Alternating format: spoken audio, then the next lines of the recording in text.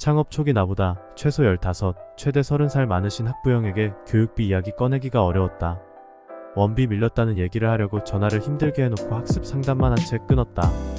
그 전화를 하기까지도 얼마나 망설였는데 정작 목적은 달성하지 못하고 다시 소가리하고. 이것은 원장의 나이에 상관없이 누구에게나 쉽지 않은 문제다. 가장 안타까운 것은 형편이 어려우신 경우다. 한 달이 수개월이 되고 미납 금액이 100 단위가 넘어간다. 형제 회원이면 액수는 배로 늘어난다.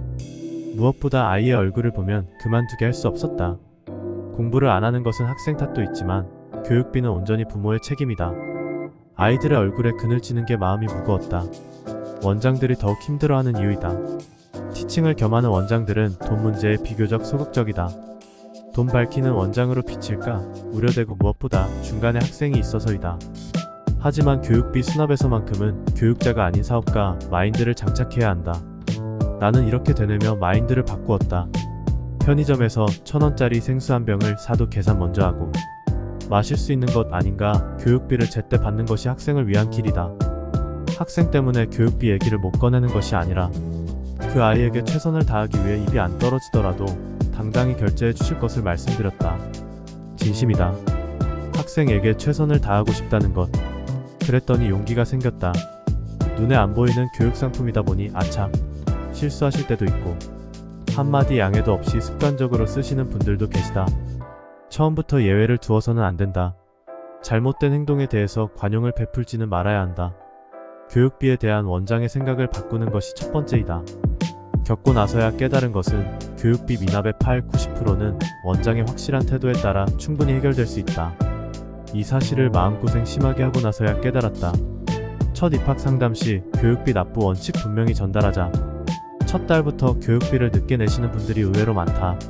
상담 시 교육비 날짜나 결제 방법을 먼저 물어보시는 분은 제 날짜에 결제하실 확률 90% 이상이다.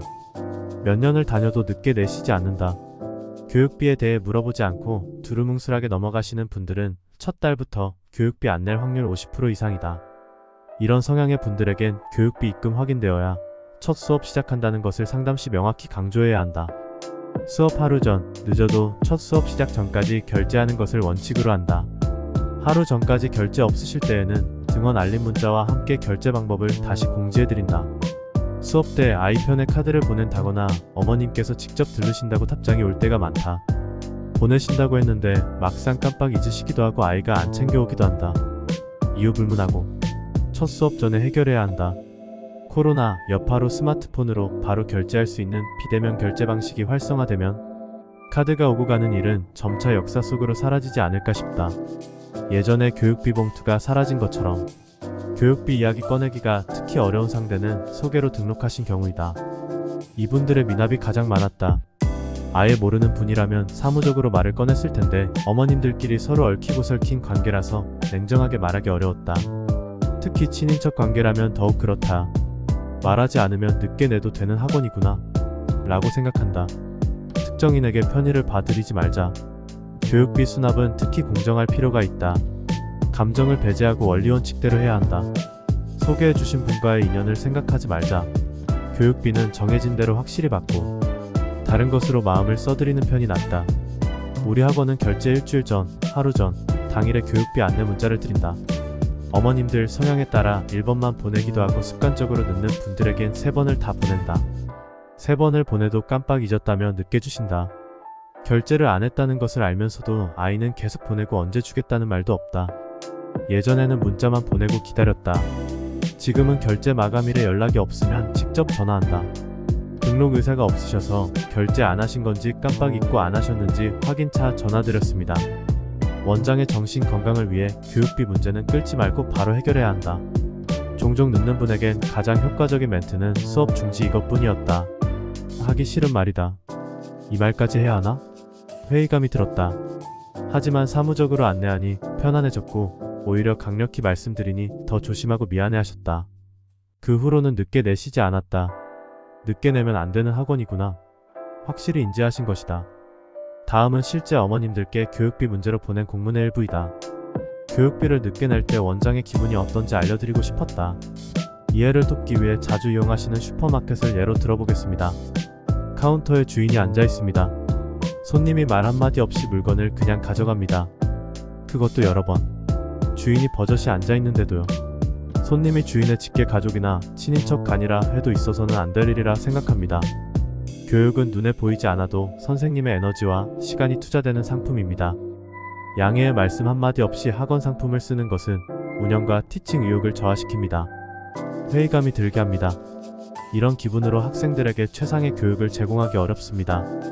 불필요한 업무에 신경을 쓰느라 정작 가장 중요한 일을 소홀히 하게 됩니다. 교육비를 안 내고 다니는 학생이 있다면 내고 다니는 학생들과의 형평성 문제가 있습니다. 이러한 이유들로 교육비 납부에 관한 원칙을 다시 명확히 공지해드리고 예외를 두지 않으려 합니다. 평소 문자를 잘하지 않던 분들도 연락을 주셨다. 원장님 그동안 많이 참으셨네요. 마음고생 많으셨겠어요. 같은 엄마 입장에서 아이 교육비를 습관적으로 늦게 내는 엄마들 이해 안 가요. 결제일에 결제해주시는 비율이 높아졌다. 첫 수업이 가장 중요하다. 첫 수업 시 결제하지 않고 아이들만 보내는 경우가 빈번하다.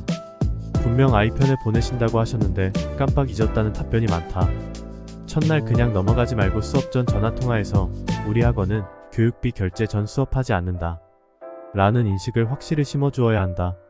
카드 못 보내셨으면 계좌 이체해 주실 것을 요구해야 한다. 다음 수업에 보내주세요 라고 하지 말자. 대부분 바로 이체해 주시거나 당일날 와서 카드 결제하신다. 교육비를 못 받았는데 그 신입학생과의 첫 수업이 즐거울 수가 있겠는가? 다음 시간에 보내주겠다고 하시지만 그 다음 시간이 되었을 때 또 안 보내신다. 주실 분 같았으면 첫 수업 때 반드시 챙기신다. 첫 수업 시 교육비를 받고 시작해야 하는 것. 이것이 가장 중요하다.